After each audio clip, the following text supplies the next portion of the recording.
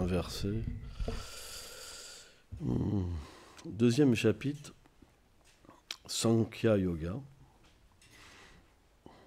Donc le Sankhya, c'est un processus analytique de la matière et du spirituel par lequel on se détache de la matière et on s'attache à la vérité.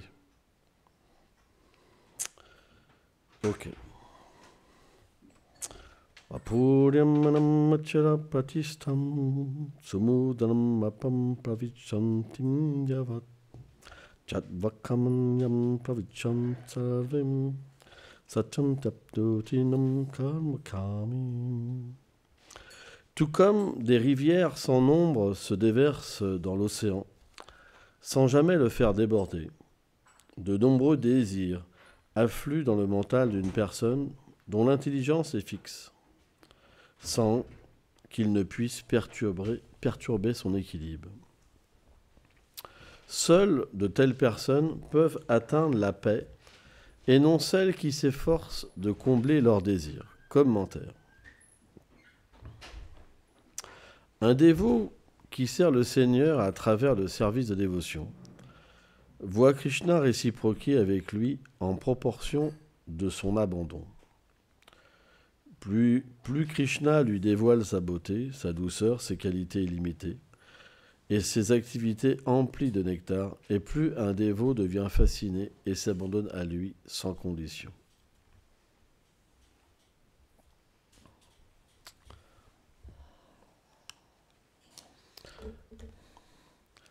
Om Gana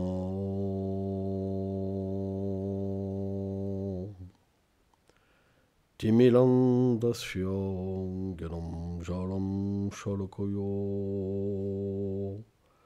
Shakshur Militam Jena Om Taisme Shigurave Namaho Namo Vishnu Padaya Krishna Prestaya Bhuttale Shrimate Bhaktivedanta Swamin Itinamine Namaste Sarasvati Devi Kolavani Prachadine Nilveshesha Sunyavadi Prachatyadishatarine. Qu'est-ce que c'est le désir? D'où vient le désir? C'est une question qui est importante. Parce que quand le désir apparaît, on l'observe et on essaye de le combler. C'est une réalité. Et c'est ce qui fait avancer la machine. S'il n'y a pas de désir, il n'y a pas d'activité quelque part. Donc c'est le désir qui va nous pousser à agir. Mais d'où vient ce désir?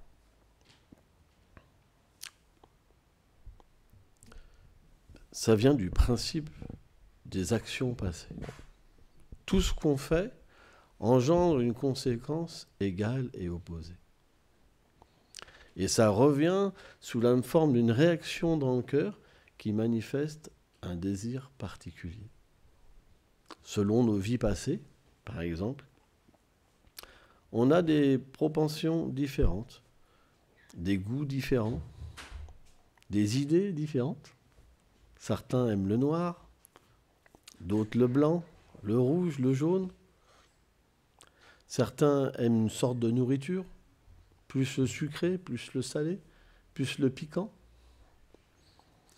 Et donc, selon nos vies passées, on a cultivé une nature.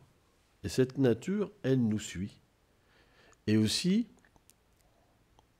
elle nous suit par rapport aux activités et aux réactions que cela va engendrer. C'est pour ça qu'on appelle les désirs les bij. Bij, c'est comme une graine. Le cœur, c'est comme un terrain. Quand une graine est plantée en fait dans le cœur, ça fait une pousse et une plante. Quand la plante se manifeste, c'est le désir qui apparaît dans le cœur. Donc il y a différents stades dans le désir. Et quand un désir vient, naturellement, il pousse en fait dans le mental, il apparaît dans le mental, et le mental va se servir de l'intelligence pour arriver à ses fins.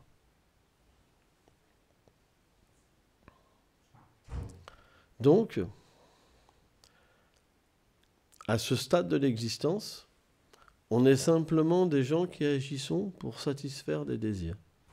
On vit par instinct, comme l'animal en fait.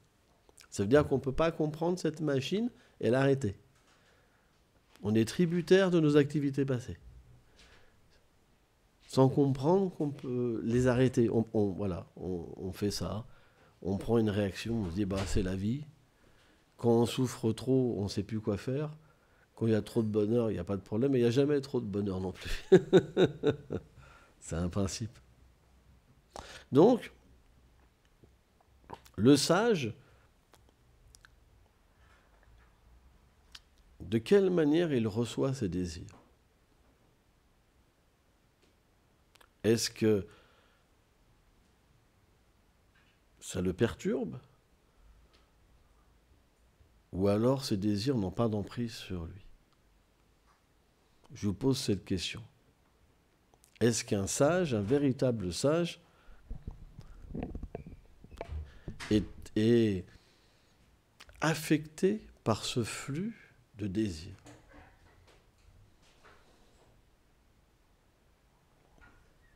On vient de lire ce verset que non. Pourquoi? Parce que quand par exemple on chante les noms, comme vous avez fait, le nom du Seigneur n'est pas différent de lui. Nama, le nom, et Nami, la personne, c'est pas différent. Parce qu'au niveau de l'absolu, la personne et son nom, c'est un.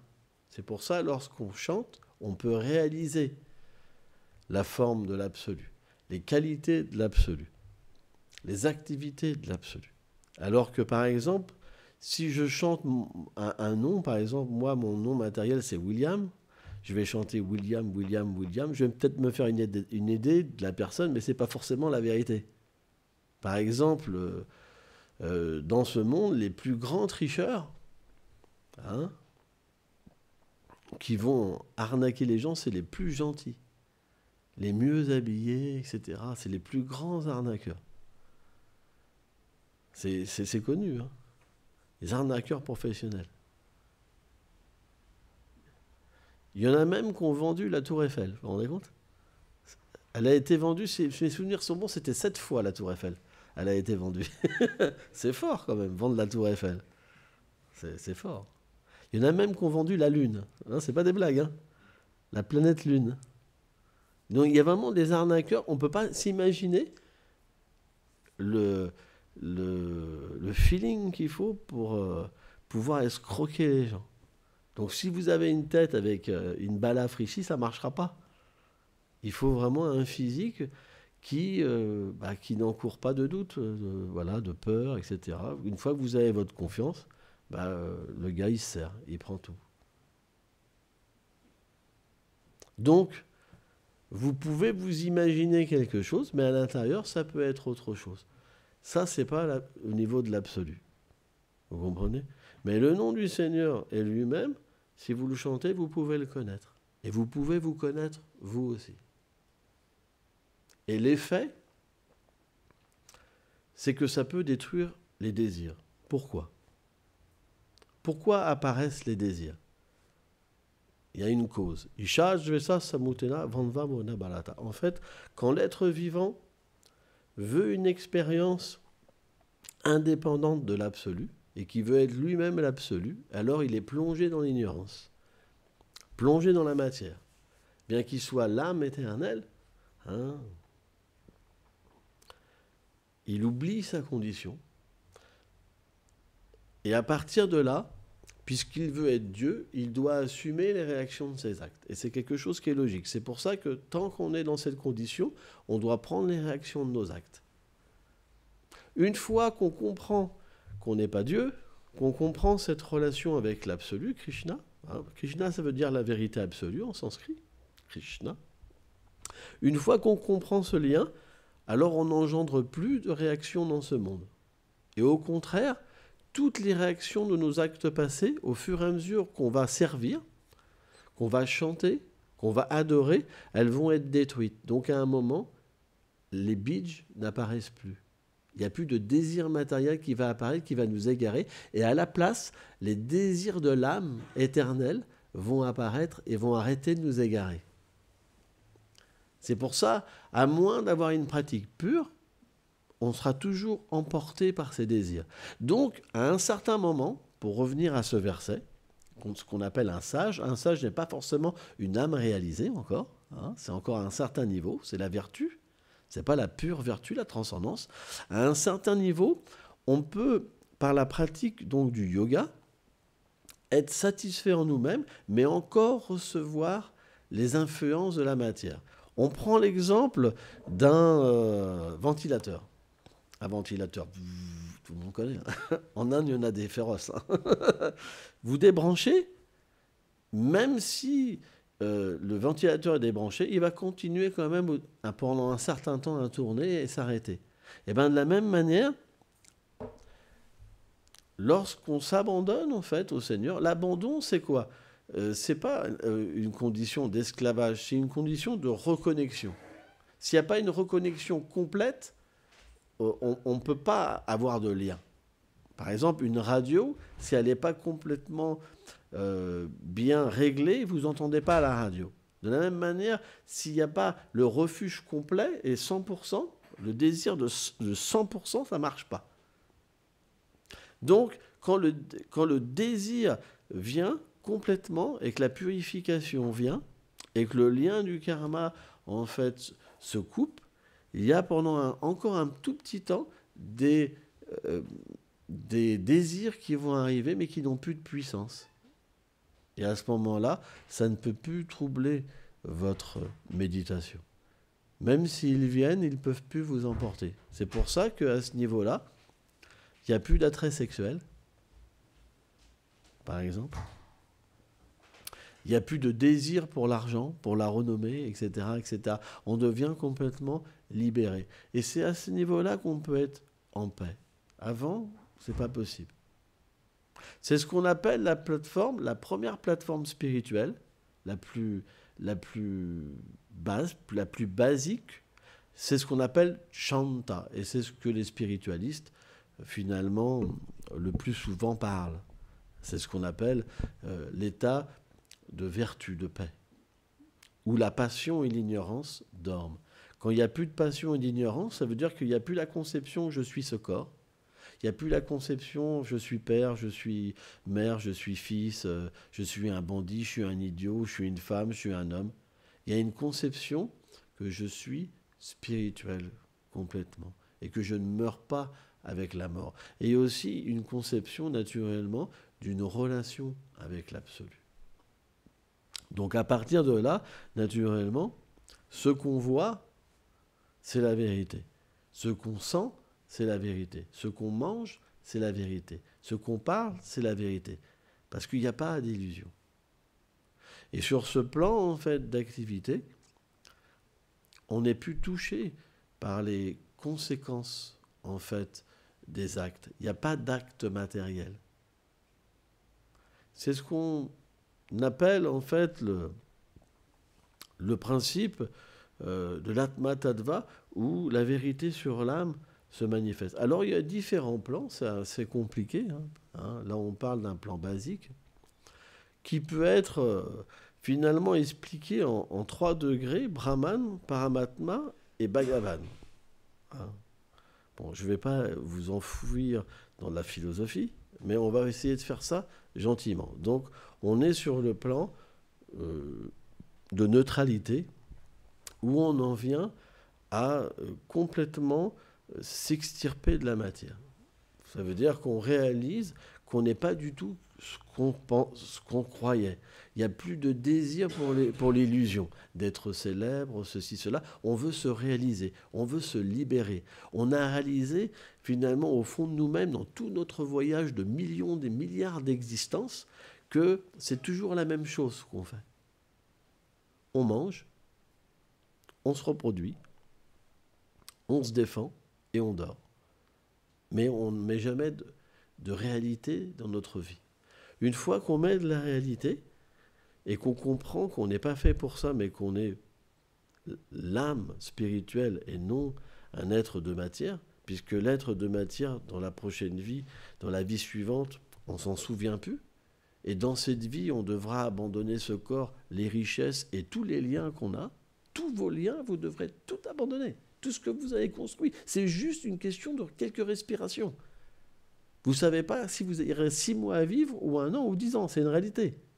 Donc celui qui comprend ça, il dit pourquoi je devrais investir dans quelque chose qui dure si peu. Donc ça, cette conclusion, vous ne pouvez pas l'avoir par vous-même. Vous pouvez l'avoir à force d'avoir accumulé des actes spirituels. Parce que l'acte spirituel, il vous accompagne vie après vie comme la conscience. La différence d'une personne vertueuse et d'une personne dans l'ignorance, c'est que quelqu'un dans l'ignorance, il ne se pose jamais de questions. Jamais. Dans la passion, c'est pareil. Il veut juste jouir. Mais quelqu'un qui est touché par la vertu, il se dit, qu'est-ce que je fais? J'ai perdu ma vie. Et je ne me ferai plus avoir. Et à partir de là, il est droit. Nishta.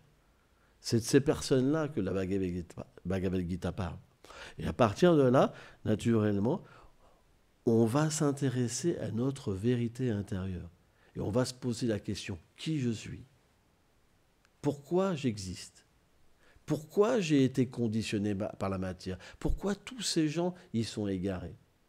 Et à partir de là, on va naturellement prier, demander. Parce qu'on n'a pas le choix. Par nous-mêmes, on est trop petits.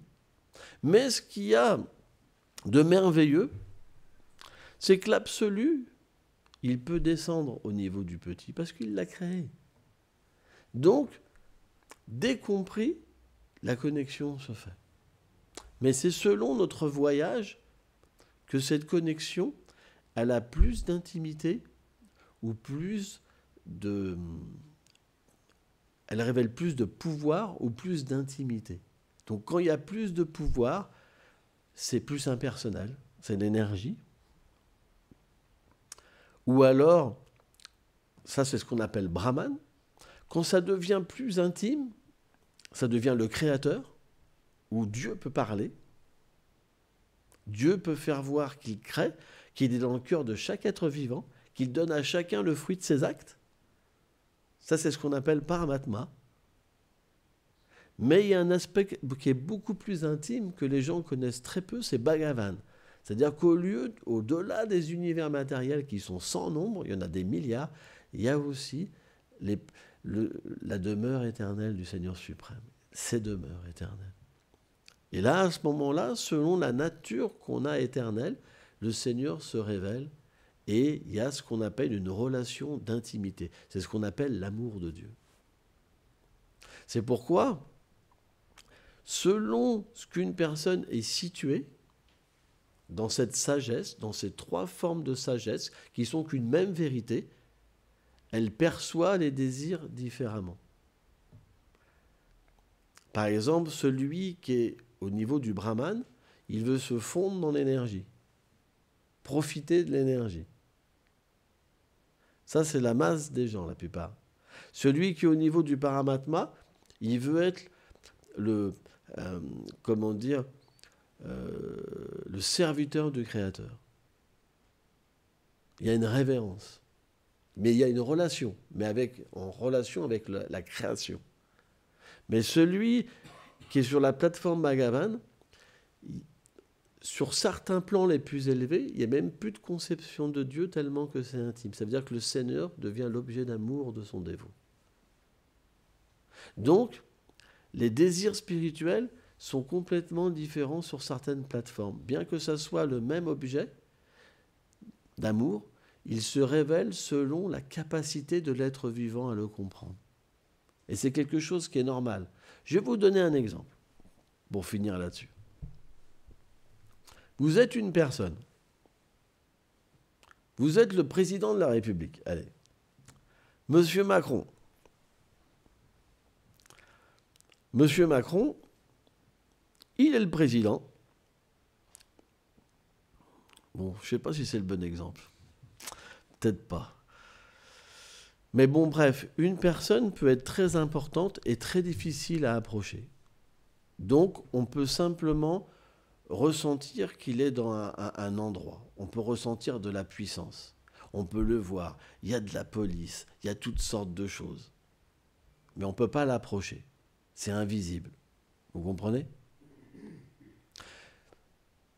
Si vous êtes une personne puissante aussi,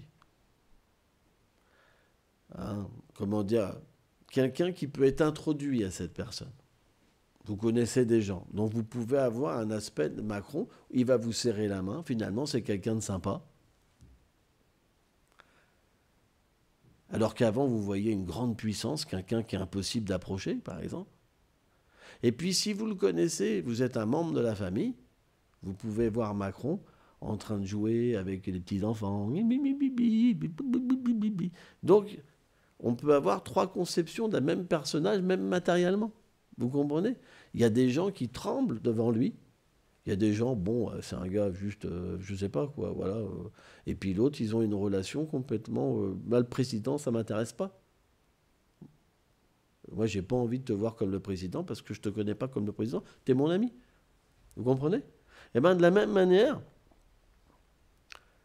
Selon le désir de l'être vivant qui apparaît au niveau de l'âme, parce que là, c'est pas pareil, c'est pas le désir matériel, c'est l'âme qui va émettre un désir. Si l'âme, elle veut simplement l'énergie ou la puissance ou l'intimité, le désir ne sera pas le même et la réciprocité de l'absolu ne sera pas sur le même plan aussi. C'est pourquoi on parle tous de la même chose, mais sur des plans différents.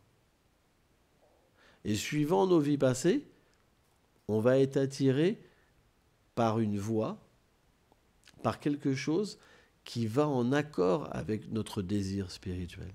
De la même manière que le désir matériel, quand il apparaît dans le cœur, vous allez vous associer avec des gens qui ont le même désir. Par exemple, moi je me rappelle, quand j'étais jeune, j'ai côtoyé des gens qui prenaient de la drogue à un moment. L'objet de la discussion, c'était la drogue. On était tous là pour ça. Hein, et vous n'aviez pas de gens anti-drogue au milieu. Voilà. C'était le désir commun, c'était la drogue. Par exemple, le football. Ça va être le sport. Ça va être ceci. Voilà, il y a des... voilà. Donc, c'est les désirs qui vont attirer des gens et se mettre ensemble. Et bien de la même manière, quand les désirs spirituels sont là, vous vous associez avec des gens qui répondent à vos questions, à vos besoins, etc. Et cette association-là, naturellement, dans cette association, vous avez des gens plus évolués que vous qui vont augmenter la qualité de votre désir. Et à partir de là, la vérité, elle réciproque de plus en plus avec vous.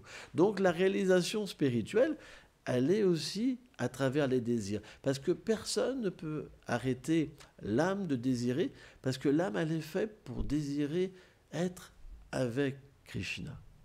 C'est ça, elle est créée pour ça, elle est manifestée pour ça. C'est pour ça que le désir, on ne peut pas le détruire. On peut l'engager, on peut le purifier, on peut le sublimer, mais on ne peut pas le détruire. C'est pourquoi on a deux choix. Soit on est emporté par des désirs matériels, soit on engage ces désirs matériels dans le spirituel pour les purifier. Mais même les désirs matériels, vous ne pourrez pas les abandonner. Il faut les engager pour les purifier. C'est ça le secret de la réussite. Si vous tentez par vous dire « Ah, moi, il n'y a plus de désir, c'est fini », vous allez voir. Oh là là là là là là là là. Allez, tu m'as oublié. Non, non. Vous allez devenir fou. C'est pas possible. Mais si vous apprenez à les engager, par exemple, je sais pas, vous faites de la musique, hein, de la musique, et vous chantez des trucs terribles. Ah, ya, ya, ya, ya. Donc, automatiquement, ça n'aura pas un bon effet sur vous et sur les autres. Donc, ça crée naturellement une suite de réactions. Mais du coup, vous dites, je suis attaché à la musique violente, mais j'apprends que je peux parler d'amour. Alors je vais faire la même chose, mais je t'aime, par exemple. Eh ben, le message va être différent, les gens vont être différents, et automatiquement votre vie va changer. Et ça va vous amener graduellement à changer, changer, et vous vous retrouvez sur une plateforme de vie complètement différente. Moi, par exemple, hier, j'ai un ancien gars de gang qui m'a contacté, parce que je m'occupe pas mal de gens comme ça, et il me dit, Willy, comment ça se fait que je souffre encore, tu vois, j'essaie d'être un gars bien, pourquoi ça revient, pourquoi j'ai tous ces flashs de violence qui reviennent avant, tout ça. Et je lui dis, tu peux pas tout arrêter d'un coup. Si tu vas vers le bien, tu vas ressentir ce que tu as fait avant. Ça va revenir. Comme quelque chose qui va te hanter. Mais il ne faut pas t'affoler. Il faut que tu comprennes que tu as la possibilité de te faire pardonner. Il faut que tu demandes pardon. Même si physiquement tu ne peux pas être avec les gens, tombe à leurs pieds. Demande à l'absolu Krishna de te pardonner. Développe des qualités. Et tu verras que cette souffrance, elle va te sauver. Parce qu'elle va te permettre de devenir quelqu'un de complètement différent. On ne peut pas éviter des choses. Moi, je sais, par exemple, j'ai été quelqu'un de très dur dans ma jeunesse, très violent. Et à un moment, j'en avais marre. Donc, je suis sorti de cette spirale de la violence.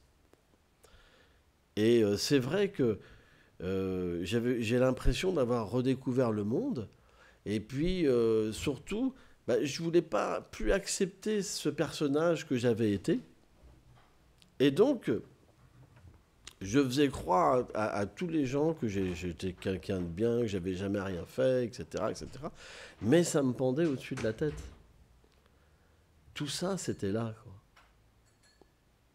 Il y avait une sorte de tricherie. Je voulais juste oublier en pensant que j'allais me débarrasser de toutes ces conséquences. Et là, j'ai réalisé que je ne m'en débarrasserais pas comme ça. C'est pour ça qu'après, j'ai accepté une spiritualité. Et en fait, dès que j'ai accepté une spiritualité, je l'ai acceptée fortement parce que je n'avais pas le choix. C'était mon seul moyen de m'en sortir. Et là, quand je suis rentré en moi-même, j'ai pu réaliser que je n'étais pas cette colère, je n'étais pas cette haine, je n'étais pas cette personne horrible, mais j'étais quelqu'un qui était beau à l'intérieur de moi-même. Mais c'est pas parce qu'on le voit une fois que ça va pas revenir, les monstres. Ils reviennent vous chercher, vous comprenez? Et puis ils sont puissants à l'intérieur de vous-même. Ils vous laissent pas facilement. Il faut se battre. Cette bataille qu'on a avec les autres, des fois, de traiter les autres, de voir les fautes chez les autres. Lui, il fait ça, lui, il fait ça, lui, il fait ça. Pourquoi on ne la ferait pas sur nous-mêmes? Pourquoi on n'irait pas travailler à l'intérieur de nous-mêmes, à travers la spiritualité, à travers la prière, à travers le chant des saints? Pourquoi on ne voudrait pas se débarrasser complètement de cette mauvaise personnalité? Tout ça, c'est possible. Mais il y a une chose qu'on doit avoir, c'est le désir. C'est pour ça que le désir est important. Il est notre moteur. Aujourd'hui, nous sommes ce que nous désirons. Vous pourrez, ouais, mais je veux dire, si vous pouviez imaginer la personne que j'étais avant et ce que je suis aujourd'hui, vous ne me croirez pas. Personne ici pourrait me croire. C'est juste parce que j'ai désiré changer et je me suis battu. Celui qui n'a pas de désir et qui est faible, il est juste emporté, comme sur des vagues. Il faut se battre. Il faut être un guerrier, mais de l'amour, un guerrier pacifique, un guerrier avec vous-même et bon avec les autres. Et de cette manière-là, Vous pourrez développer toutes les qualités. Vous recevrez tout pour vous réaliser spirituellement.